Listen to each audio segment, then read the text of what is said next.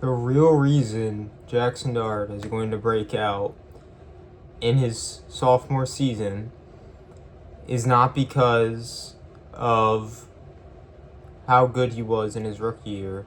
It's not because Darius Slayton dropped 40 deep ball touchdowns.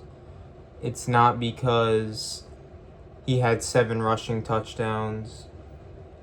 It's none of those reasons.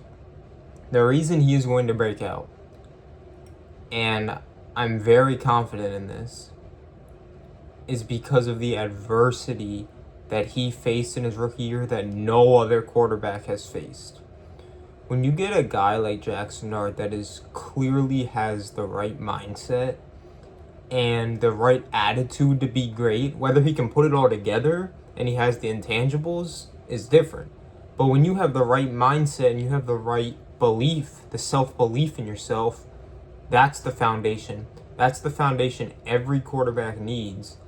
And then whether they get to the next level, is based off coaching and development that may be out of their control.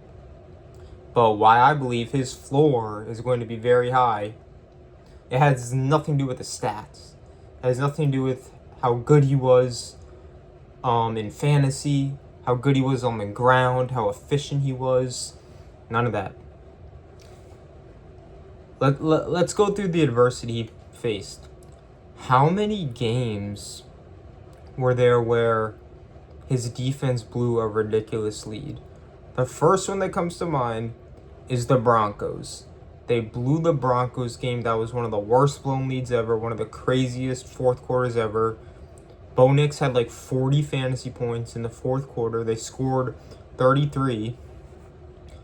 JAXSON DART put the team on his back on the last drive. Yes, he threw a pick the drive before. On the last drive, he goes down the field, maybe a fluky PI. He scores a touchdown. He walks off the field winning. He did all he could. Went into Mile High, one of the most electric atmospheres on the road in his rookie year.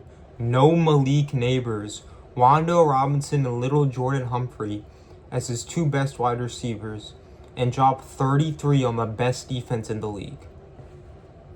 But we don't got to talk about that. We can talk about his defense blowing his lead, how distraught he looked after that game. I know how much that hurt me as a fan that has no actual attachment to the game. Imagine how much it hurt him, how much it hurt Brian Burns, how much it hurt all these guys that were actually playing in the fucking game. That just had to make him sick to his stomach. And all of these leads that were blown, even like the Lions and the Packers games that he didn't even play in, just watching your team go up big and just fucking crumble every single time. Regardless if you're playing, you're on the team. He is still the quarterback. That has to just hurt, and it just has to fuel a fire inside of him. And he's the type of player that I believe is just going to come back hungrier. And he's not the type to just settle down and give up. He doesn't have this disease of losing. He has a disease of winning that won't go away, and he won't accept defeat. So, yeah, blowing all these leads. The next reason, probably the most gut-wrenching, going into Philadelphia and his best friend, partner in crime, breaking his fucking ankle and it turning the other way after they just went down and he threw a touchdown to Scat. I can't even imagine what that felt like. You guys are actually putting this bum-ass team on the map. You two are carrying the offense. You're rolling. You just whooped the Eagles 2 weeks ago. And you go down and score a touchdown, and then he tears his ankle. The momentum, I just don't know how you get past that mentally. When that happened, honestly, I was like we were 2-5 at that point. That is when the season ended for sure, because week 4 we beat the Chargers. Week 5 we lose to the Saints. Week 6 we whoop the Eagles. So we're 2-4, and I'm like, wow, the season's actually alive. Like, my mindset as a Giants fan is like, we have a quarterback, we have an offense, we have a good offensive line, we have a great running back. Brian Burns is playing ridiculous. We're actually a good team. When we lost the Denver game, I'm still thinking we just went toe-to-toe with one of the best teams in football and just dropped 30. Our rookie quarterback just dropped 30 away on the best defense in football. We're still a good team, even though we're 2-5. When Scadaboo dislocates his ankle, that's when I knew the season was over. Like, it hurt when Malik went down, but JAXSON DART showed us something. Losing Malik and Scat, like, it's just, it was over at that point. I can't imagine what that did to him mentally as a rookie. And then, also, something so crucial, the guy that drafted him, let's not forget, he was projected to be a first-round pick. It was possible he could go in the first round if a team like the Giants were scared that someone was going to take him ahead of them. But he wasn't projected to be a first-round pick. Brian Daboll bought in on this guy. He bought in on his mindset. He bought in on his intellectual ability.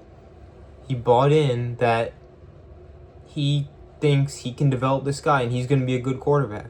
And Brian Daboll gets canned in the middle of the season. The guy that believed in him. Obviously, other people in the organization believed in him as well. It wasn't just Daboll. But that was his guy. Like, that was his actual guy. Daboll handpicked him and said he's banking on him. He is banking on him for his job. And he gets fucking canned. Like,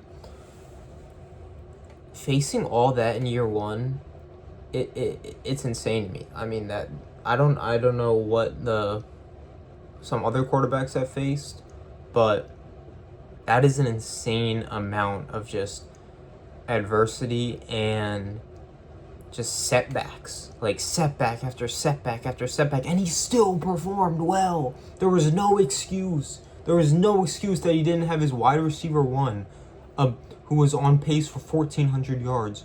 There was no excuse that Brian Daboll got fired and his play's gonna drop. There was no excuse. He still played well. He showed up every single game. Like, we can look at the advanced metrics. If you don't believe that, he was a plus 0.13 in EPA, in third down EPA. That's tied with Herbert during his rookie year, who threw for 5K. Do we remember how historic Herbert's rookie year was? Like, the fact that he did all this with zero receiving help. Darius Slayton, I'm done shitting on him because I'm trying to be hopeful. He was dog shit last season. I'm hoping he can turn around this season. Like, this is insane. Yes, you can say they fit the scheme to him, and it wasn't a very complex offense. It was a lot of the Ole Miss offense, but you can't take anything away from him. It's unreal what he did. And I think the main thing that all these setbacks are going to do is develop that leadership trait in him.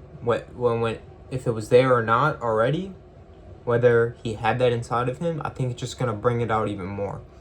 Because before you win as a team, you have to lose. You have to fail again and again.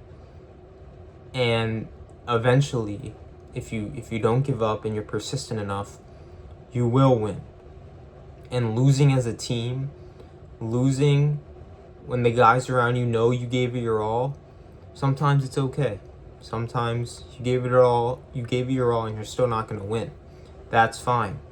But I think he just has this fire in the back of his mind that was a sorry ass rookie season. He might have played well, but he associates himself with winning, not just these stats. So I'm very confident in Dart. I'm very confident in him as a man, as a leader, and as he's going to carry this Giants offense. This Giants offense will go as far as he takes them. And I'm confident he will take that year 2 leap. Thank you for watching.